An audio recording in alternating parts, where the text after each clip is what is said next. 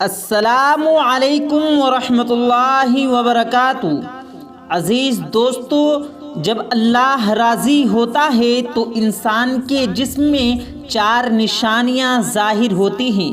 جب آپ کے جسم میں یہ 4 نشانیاں ظاہر ہونے لگیں تو سمجھ جانا اللہ آپ سے راضی ہے۔ مختلف مطالعوں کے نچوڑ سے علماء کرام نے اللہ کے راضی ہونے کی جو نشانیاں بتلائی ہیں وہ کچھ اس طرح ہیں، جن میں ایک سب سے بڑی نشانی کو اللہ پاک نے خود بیان کیا ہے۔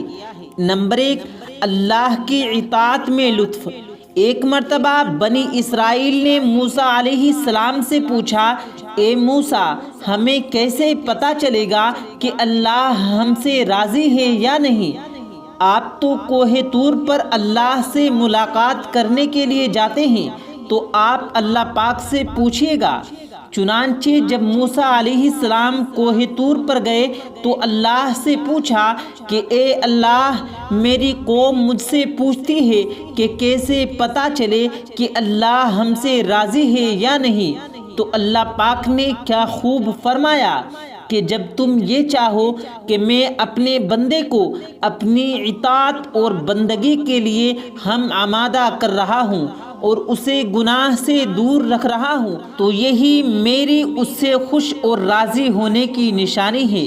کتنا بڑا آسان طریقہ ہے یہ معلوم کرنے کا کہ اللہ ہم سے راضی ہے یا نہیں۔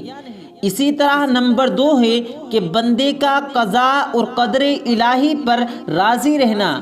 حدیث کی روشنی میں کسی بندے کا اپنے پروردگار کی قضاء اور قدر اور فیصلوں پر راضی رہنا اور اس کے کسی بھی فیصلے کے خلاف حرف شکایت زبان پر نہ لانا، یہ اس کی دلیل ہے کہ اللہ پاک اس بندے سے خوش ہے۔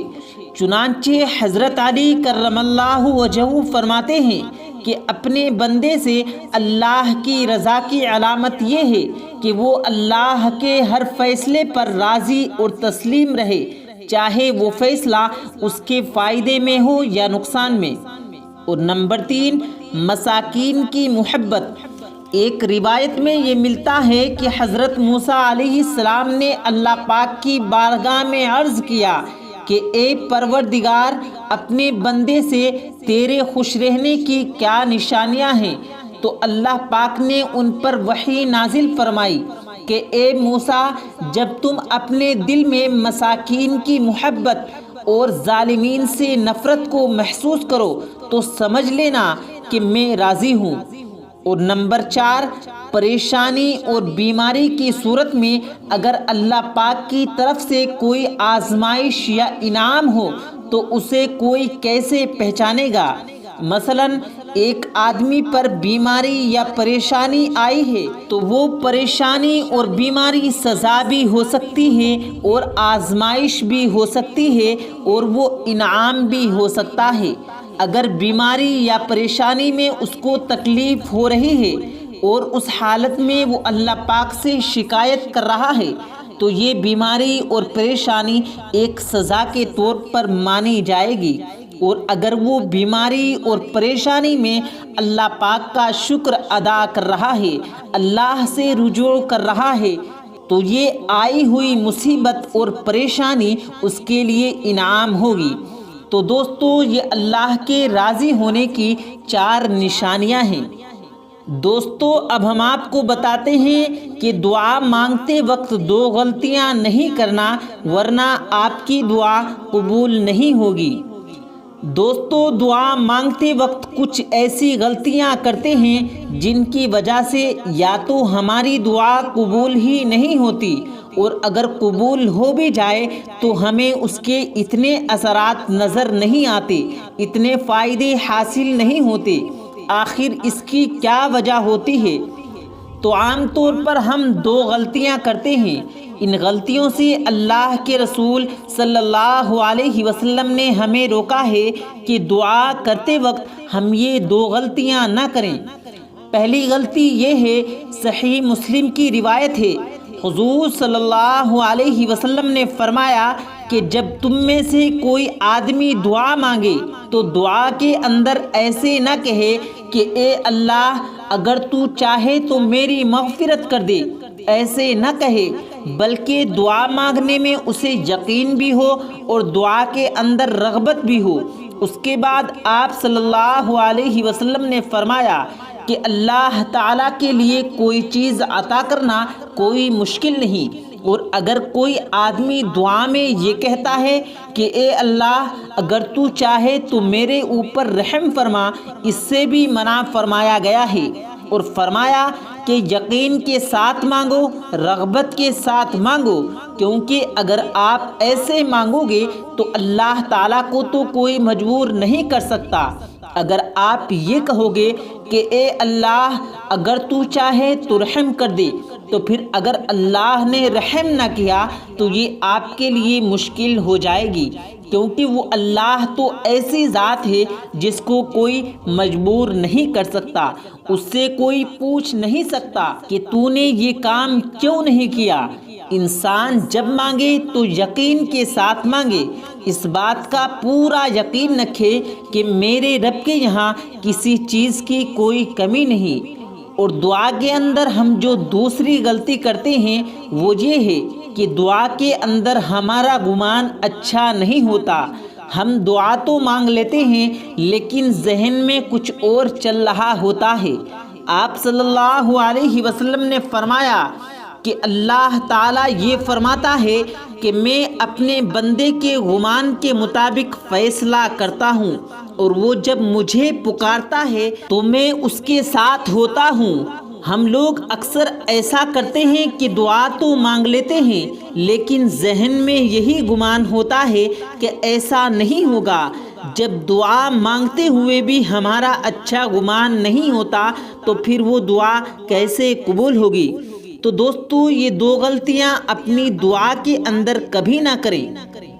دوستو اب ہم آپ کو بتاتے ہیں کہ حضرت علی رضی اللہ تعالیٰ عنہ نے فرمایا 4 طرح کے مردوں سے شادی نہیں کرنا۔ تو وہ 4 طرح کے مرد کون کون سے ہیں؟ دھیان سے سنیں۔ تمام عورتوں کے لیے نصیحت ہے۔ حضرت علی رضی اللہ تعالیٰ عنہ نے فرمایا تم کبھی بھی رشتہ کرنے لگو تو ان 4 مردوں سے بچ کے رہو۔ یہ 4 نشانیاں جن مردوں میں پائی جاتی ہیں وہ بے وفا ہوتے ہیں اور عورت کو تکلیف دیتے ہیں۔ نمبر 1، وہ آدمی جو شرابی ہو، شراب کا عادی ہو، ایسے مرد سے کبھی شادی نہ کرنا۔ اور نمبر 2، وہ مرد جو ہم جنس پرست ہو، ایسا مرد کبھی عورت کو سکون نہیں دے سکے گا، اور یہ وہی گناہ ہے جس کی وجہ سے اللہ پاک نے قوم لوط کو تباہ و برباد کر دیا تھا۔ اور نمبر 3، وہ آدمی جو سود کھانے والا ہو، جس کا کاروبار سودی ہی ہو، کیونکہ اس کی آمدنی میں برکت نہیں ہوگی، اور اگر آمدنی میں برکت نہ ہو تو گھر میں سکون نہیں ہوگا، ایسے مرد سے بھی کبھی شادی نہ کرنا۔ اور نمبر 4، وہ مرد جو عورتوں کی صحبت اختیار کرتا ہو، عورتوں کے پاس زیادہ بیٹھتا ہو، عورتوں کی مجلسوں میں زیادہ جاتا ہو، ایسے مرد اس قابل نہیں کہ ان سے رشتہ کیا جائے۔ تو دوستو یہ وہ 4 مرد ہیں جن سے حضرت علی رضی اللہ تعالیٰ عنہ نے شادی کرنے سے منع فرمایا ہے۔ جب تک کہ وہ اپنے اندر سے یہ تمام غلطیاں، یہ تمام برائیاں دور نہ کر لیں تو ان سے شادی نہ کی جائے۔ دوستو اب ہم آپ کو بتاتے ہیں کہ نبی کریم حضور صلی اللہ علیہ وسلم نے ارشاد فرمایا ادرک کھانا کیسا ہے۔